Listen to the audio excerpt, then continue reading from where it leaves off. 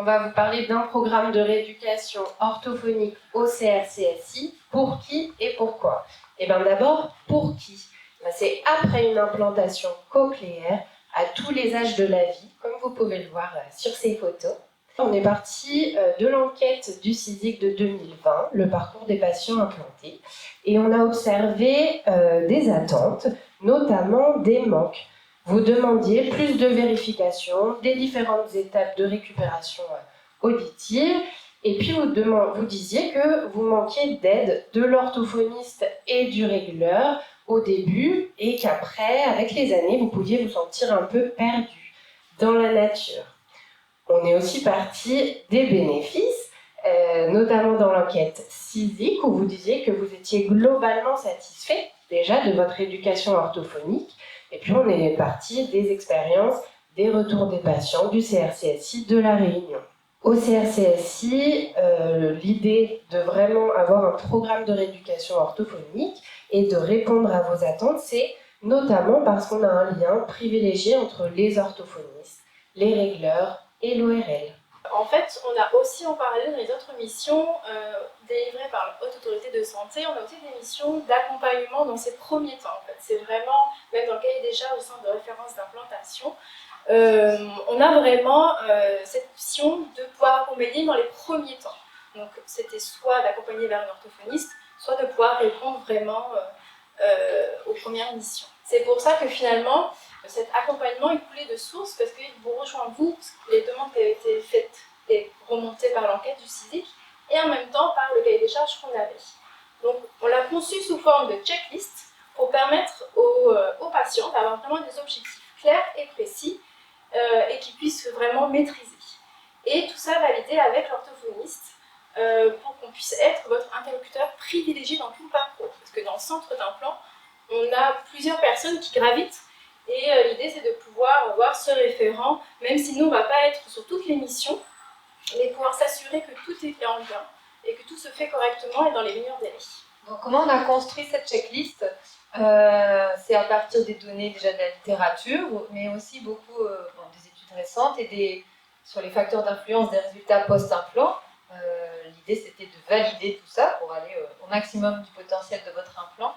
Mais aussi, on est parti beaucoup des expériences des patients, avec notamment la HAS. Et cette liste de questions, vous allez la reconnaître parce qu'à chaque bilan, on vous la pose et elle ne sort pas de nulle part. En fait, c'est la liste de questions du CISIC qui a été assimilée maintenant dans le registre national. En fait, on doit remplir un registre pour chaque implant. Vous avez signé une autorisation pour ça. Et du coup, on a une liste de questions qui est partie des observations du CISIC. Donc bravo encore, c'est grâce à vous les patients qu'il y a des nouvelles choses qui sortent. Et on s'est rendu compte à quel point c'était important cette liste-là parce que parfois il y a des noms alors que c'est des choses qui doivent être actées, c'est-à-dire de bien savoir manipuler son implant. Tout ça, c'est vraiment la base, c'est très important. Et parfois, certaines personnes répondent non, donc il faut agir là-dessus. Donc on est quand même parti beaucoup de ça. Et celui-là, du coup, l'état des lieux, ça c'était dans un mémoire d'orthophonie, on retrouvait le pourcentage ça c'est aussi des besoins des patients qui sont ressortis en post-implant, au bout de combien de temps après le diagnostic et l'implantation, ils avaient besoin d'avoir des informations sur l'implant. Et on voit que c'est au fil du temps, bien sûr, de moins en moins besoin. Donc c'est vraiment dans les tout premiers temps qu'il y a un besoin important d'information et d'accompagnement. Donc on a créé à partir de tout ça une checklist pour les adultes et une checklist pour les enfants, donc pour leurs parents, qu'on valide avec eux. Donc elle ressemble à ça, cette checklist. Donc les patients les plus récemment implantés l'ont déjà vu, ceux qui sont là depuis longtemps, vous n'êtes pas passé par cette case-là, mais bon, en général, votre parcours en orthophonie a fait que vous avez validé tout ça, mais maintenant on le fait sous cette forme-là. Donc on a identifié plusieurs pôles qui étaient vraiment pour nous indispensables à valider dans les premiers temps avec l'implant. Donc bien sûr, le premier pôle important, c'est d'abord de maîtriser son matériel. Comme le disait Aurélie, c'est pas forcément grâce à l'orthophoniste que vous allez pouvoir le faire, c'est avec plusieurs professionnels, mais en tout cas, nous, on sera là pour valider ou pas cette case-là. Ensuite, il y a le très important aussi de porter ses aides auditives. Ça va de soi, mais parfois, certains patients ne les portent pas suffisamment longtemps dans la journée pour pouvoir avoir les résultats escomptés. Voilà. Ensuite, on a l'idée de l'appareil qui apporte la base auditive, c'est-à-dire en audiométrie, qu'est-ce qu'on retrouve? Est-ce qu'on arrive à avoir toutes les fréquences qui sont bien entendues et qu'il n'y ait pas d'inconfort? Donc ça a beaucoup à voir avec le réglage. Ensuite, là, on est vraiment bien dans la rééducation orthophonique, le fait de savoir analyser les bases auditives, de savoir différencier des sons entre eux, de réapprendre à entendre, à comprendre la voix de son interlocuteur. Donc ça va passer beaucoup par des exercices en orthophonie, et on le verra plus tard un petit peu à la maison aussi. Là, on est plus dans maîtriser l'environnement autour de soi. L'importance de faire le point avec vous sur l'environnement sonore dans votre quotidien. Est-ce que c'est bien adapté à la maison, dans votre lieu de vie au travail ou chez les enfants à l'école, à la crèche? Ça, c'est important aussi, le fait de connaître son profil et les enjeux de l'aide auditive, parce qu'il est différent pour chacun d'entre vous. Ça, en pré-implant, on en parle beaucoup. Parfois, on vous dit, vous allez rencontrer une autre personne implantée, mais attention, elle va pouvoir vous raconter son parcours, mais c'est toujours différent selon les personnes. Ça, c'est une petite case qu'on a souvent, on n'a pas encore trop expérimenté, pourtant j'y tiens beaucoup. C'est l'idée de savoir faire le lien avec les partenaires. Et ça, pour ça, c'est important de faire quelque chose avec vous. Donc là, dans l'idée, c'est de créer, ou en tout cas au moins faire le brouillon, réfléchir à un petit brouillon d'une fiche qui pourrait passer chez les professionnels pour présenter, ben voilà, moi j'entends comme ça, avec mon implant j'entends comme ça, mon implant il marche comme ça. Voilà, une petite fiche un peu pratique, personnalisée, qu'on peut vous aider à faire. Et ici, c'est votre petite part à vous, on en a parlé, Madame Dame vient d'en parler. C'est important de s'entraîner tout le temps, au quotidien. Alors encore plus dans les débuts, mais même finalement toute la vie avec son implant. Mais dans les débuts, on va vous demander aussi d'être engagé dans un programme auditif. On va en séance, et puis à la maison, qu'est-ce qu'on fait? Chacun a sa petite mission. Parfois, c'est 5 minutes par jour, faire ci avec que le deuxième implant, en enlevant le premier implant, en passant dans le micro directement pour ne stimuler que cette oreille. Voilà, ça c'est personnalisé, vous savez ce que vous avez à faire, mais en général, c'est prescrit par l'orthophoniste, au boulot. Voilà, donc là maintenant, on va vous présenter plusieurs profils de patients qui ont pu bénéficier de ce parcours-là dans les débuts. Alors, on voulait commencer, on va vous présenter vraiment plusieurs profils à des âges différents et des besoins différents. Et on voulait commencer avec Alia, donc c'est une jeune demoiselle qui a été implantée à 10 mois. Et elle va débuter son parcours avec nous après 2 mois d'activation de l'implant. Ça va être un entraînement qui va surtout être ciblé autour de l'accompagnement auprès de la famille, comme elle est toute petite. À savoir, ce qui est intéressant, c'est que dans sa fratrie, il y a aussi d'autres frères et sœurs sourds. Donc, ça va permettre d'avoir déjà une famille qui a des notions claires sur la surdité et qui a un projet de communication orale qui est déjà clairement défini. Ça, c'est important de savoir vraiment où est-ce qu'ils en sont. Ce qui fait que ça a permis de valider, vous avez vu, beaucoup d'items. Notamment, mon appareil m'apporte la base auditive. Là, les réglages, au bout de 2 mois, ils sont déjà bien avancés. Je connais mon profil et les enjeux de l'aide auditive. Là, c'est pareil, c'est une maman qui est en terrain connu et qui, même si c'est encore différent parce que tous ces enfants n'ont pas eu l'implant au même âge, a déjà vraiment eu un parcours déjà bien rempli. Et d'autres quasiment validés, par exemple, je maîtrise mon matériel. Là, l'enjeu, ce que je disais sur le port, là, vraiment, ce qui est resté, qui était très important, c'est cette histoire de « je porte mes aides auditives ». Donc là, on est chez le jeune enfant. Chez les jeunes enfants, ce n'est pas toujours aussi simple que chez un adulte qui a envie d'entendre. Voilà, il y a les aléas qui sont liés à l'âge. Et le deuxième item, c'est vraiment « je bénéficie d'un environnement sonore adapté ». Et je m'engage dans un programme auditif à la maison. Parce que là, c'est évident que ce n'est pas en se rencontrant une seule fois par semaine que l'enfant il va découvrir tout de son environnement sonore. Ce qui fait le quotidien de l'enfant, ça va être la maison, son entourage et toutes les interactions et les échanges qu'il aura. C'est une vidéo qui vraiment parle un peu de ce qu'on peut faire avec le parent. Tu mets dessus, hop, hop, hop, tu me donnes. Merci. Boum, badaboum. Et là, c'est le petit livret dont je vous parlais, les petites fiches. Ça permet de suivre plusieurs petites choses. Le temps de port, l'idée d'est-ce qu'on a trouvé la petite routine, quand est-ce que le matin elle accepte de les mettre. Alors je sais que pour elle, c'est encore justement un peu l'enjeu, parce que c'est encore un peu compliqué, ça l'enlève. Mais oui. Mais l'idée, c'est de dire matin à quel moment je le mets. Et l'idée, c'est de que tu trouves ce moment-là qui soit toujours le même moment. Comme pour les plus grands. Et après, qu'on l'enlève et qu'on le remette plusieurs fois dans la journée, peu importe. Mais ritualiser pour que ça devienne quelque chose d'inconscient pour elle, qu'elle ne réfléchisse plus. Il faut vraiment réussir à trouver quel moment le matin on fait ça. Ben là, faut me trouver parce que si tu as trop la journée Après, pour mettre, elle ne voudra plus. Mais si par exemple elle a fait une boisson les 10 minutes après, là quand il met d'accord, c'est bon. D'accord. Mais après, bon, elle va enlever carré dans l'heure de 10h, 11h, elle va comment jouer avec si elle est tout seule. D'accord, donc le début c'est après le biberon. Oui, après le biberon, 10 minutes, bon. Estime un quart d'heure après le réveil.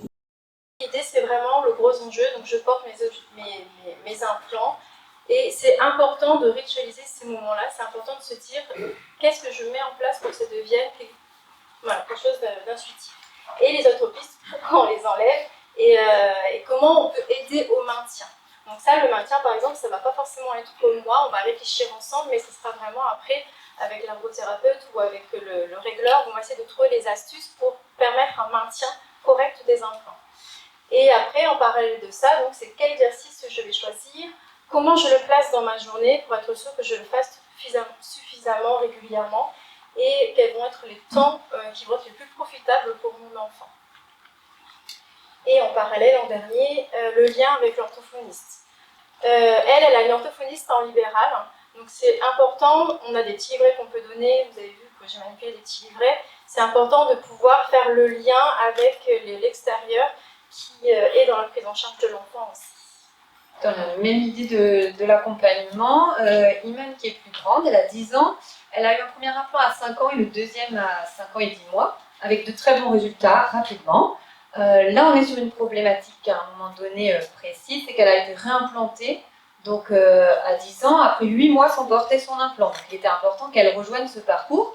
Elle n'a plus d'orthophonie, elle n'est pas suivie en orthophonie en libéral, elle avait arrêté puisqu'elle avait atteint tous les objectifs.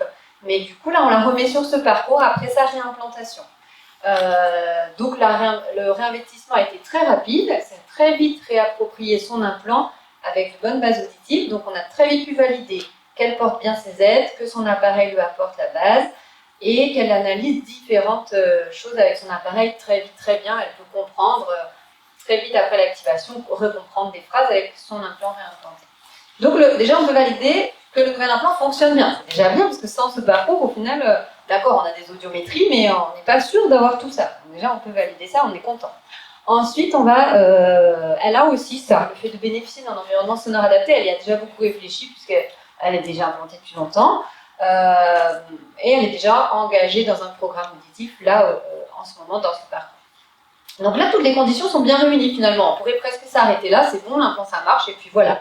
Mais du coup, on va un tout petit peu plus loin pour finalement aller vers, je me réassure avec ce nouvel implant, et puis accompagner l'autonomie, puisqu'elle grandit, et c'est l'occasion de faire ça. Donc, on va travailler sur ça, le fait de maîtriser son matériel, mais finalement maintenant toute seule, puisqu'avant c'était beaucoup maman qui faisait ça, et puis connaître son profil à elle. Donc là, on va juste voir une petite minute de vidéo où elle pose la question, mais ça veut dire quoi placer sa courbe sur la banane de la parole. Et du coup, je lui réponds à cette question, elle le fait toute seule. Donc tu as tracé ta courbe auditive avec l'implant droit, tu l'as mis ici. Pourquoi sur ce graphique? Parce qu'il y a la banane de la parole. Exactement, et on voulait voir si la courbe elle était bien au-dessus ou en dessous? Au-dessus. Au-dessus. Si elle est au-dessus, qu'est-ce que ça veut dire? Ça veut dire que l'implant, j'entends bien et normalement. Oui, alors tu entends peut-être pas exactement normalement, mais en tout cas tu entends suffisamment bien pour entendre la parole. Oui. D'accord. Donc là, on va pouvoir cocher. Ici, tu demandais, est-ce que je sais placer ma courbe sur la banane de la parole? Tu peux le cocher. Donc on a parlé du programme de rééducation auditive à tous les âges de la vie.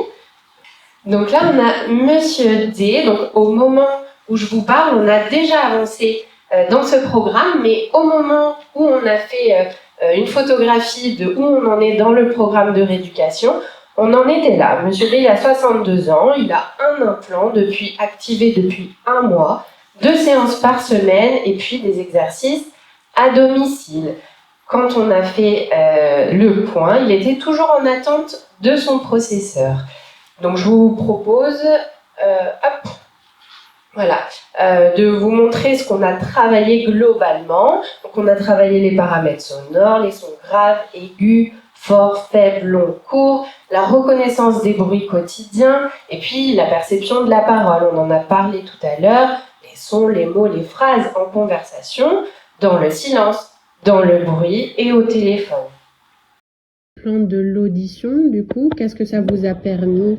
L'audition, ça m'a permis de pouvoir communiquer, de pouvoir entendre, de pouvoir parler avec des gens. Et ça, c'est énorme. Donc nous, on s'est vu depuis l'activation de votre implant 2 fois par semaine jusqu'à présent. Qu'est-ce que vous avez retenu un peu de notre travail? C'est positif, ouais, mais il faut être patient, il faut avoir du temps, c'est tout. Il faut avoir du temps pour pouvoir venir au rendez-vous, suivre. Et puis, non, c'est bénéfique. Moi, je suis très très content depuis que j'ai eu mon implant. Et puis, voilà. Sauf la musique, c'est un petit peu plus dur. On entend le rythme, oui. Mais on n'entend pas les paroles bien comme il faut, on entend le rythme. Bon, ça va venir après, je sais qu'il y a du travail encore derrière à faire. Oui, ça, et puis, ça va. Bon, ça fait 1 mois que j'ai mon implant, j'ai déjà écouté les rythmes de la musique. Oui, vous reconnaissez déjà bien les rythmes, oui, effectivement. Voilà, c'est déjà bien, mais bon, ça va venir. Hein. On va pouvoir travailler dessus. Il faut travailler, et puis l'implant, il faut qu'il capte aussi tous les données. Hein. C'est comme un sorte d'ordinateur. Oui, exactement. Il faut donner des renseignements pour que lui, il donne le renseignement au cerveau. Il s'habitue au cerveau. Voilà, donc là c'était un témoignage et on peut retrouver ce qui a été évoqué dans le témoignage. Donc il y a des parties comme je maîtrise mon matériel, on ne les avait pas encore cochées parce qu'on était en attente du processeur, donc c'était à vérifier ensemble. Il y avait également, on l'a vu dans le témoignage, j'identifie une chanson à l'audition seule. Ça, Monsieur D, il en a parlé, que ça lui coûtait. Et il a aussi parlé de l'implication d'ailleurs. Hein, ça va demander du temps. Et il faut aussi prendre du temps chez soi pour écouter tout ça. Et puis à l'époque, on n'avait pas encore travaillé non plus sur les stratégies de communication et puis la communication avec l'entourage. Pouvoir donner des clés aussi à son entourage, à son conjoint, à ses enfants, pour pouvoir communiquer de manière sereine. Parce que parfois, il peut y avoir des difficultés avec l'implant, dans la communication, dans la conversation. Donc tout ça, c'est encore à travailler et ça nous permet de voir ce qu'il nous reste à faire avant d'être serein et d'éventuellement discuter d'un suivi en libéral ou pas à distance. On va vous présenter un dernier profil, celui de Wendy, qui est une jeune fille de 4 ans. Elle a eu un implant à droite à 3 ans et 8 mois. Donc là, c'est les tout débuts avec son implant et avec une maman très investie qui a très vite compris le profil et les enjeux. Elle reprend plein de choses à la maison, donc ça c'est top, c'est du bonheur quand on a ça. Très vite, on peut valider qu'elle maîtrise son matériel, qu'elle porte ses aides auditives. Dès le début, ça c'est la base indispensable. Et maintenant, l'enjeu, c'est vraiment le développement de la voix auditive tardive, puisqu'on l'a dit, elle a 4 ans et pour l'instant, elle n'a jamais entendu, ou un tout petit peu avec des prothèses. Donc, il faut trouver des stratégies de bain de langage à la maison et faire des exercices en séance, mais aussi à la maison, sinon ça ne suffira pas. Donc, les exercices sont présentés avec maman en séance et elle les refait à la maison. Elle a une petite fiche, elle doit faire ses exercices, les devoirs tous les jours. Voilà, donc là... le fait d'analyser les bases auditives, il y a plusieurs petites vidéos, on va cliquer sur une seule. Là, on présente notamment les 6 sons de ligne que vous devez connaître, le A, I, O, M, il faut savoir les différencier. Donc là, on le fait à travers une petite chanson avec elle. Là, on la voit identifier une petite musique. En fait, j'ai mis une musique sur mon ordinateur et elle réagit. Au début, elle fait le signe de l'escargot. Parce que c'est une musique, souvent la musique c'est le petit escargot, elle aime bien cette comptine, mais en réalité finalement elle attend et elle fait ce petit signe qui est le signe de Pat' Patrouille. En fait elle a reconnu que c'était la musique de Pat' Patrouille.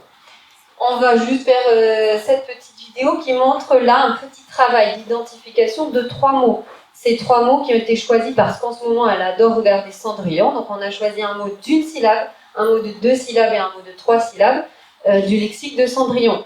Ça, c'est pour la motiver parce qu'elle aime bien ces images. Le but, c'est pas de lui apprendre les mots Jack, Marelle, Cendrillon. C'est pas les mots les plus importants au début, quand on apprend à distinguer les mots. Par contre, oui, à justement les distinguer, à les différencier entre eux. Wendy, on écoute bien maman? Maren.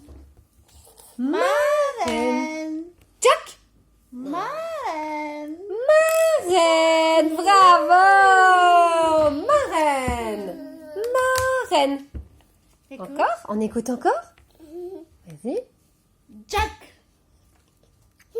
Jack. Oui, t'as raison, j'écoute aussi. Jack. Jack, bravo! Ouais, bravo Wendy. Un dernier? Maren. Maren. Oui! Bravo Wendy! Encore un dernier, finalement. Un dernier. Encore. Cendrillon. Cendrillon. Non. Cendrillon. Cendrillon. Marraine. Cendrillon. Écoute maman. Cendrillon. Cendrillon. Bravo Wendy. Bravo maman aussi. C'était, voilà, donc le programme de rédaction orthophonique. On répond aux questions qui nous sont posées. Pour qui et pourquoi? On l'a dit. C'est pour vous tous, juste après votre implantation. Et puis c'est pour répondre à votre demande et vos missions. Et puis pour que vous, utilisateurs, vous soyez le détenteur du mode d'emploi de cette technologie de pointe. Et c'est à partir d'un programme personnalisé, c'est ça qui est important à retenir, basé sur la checklist créée par les orthophonistes du CRCSI.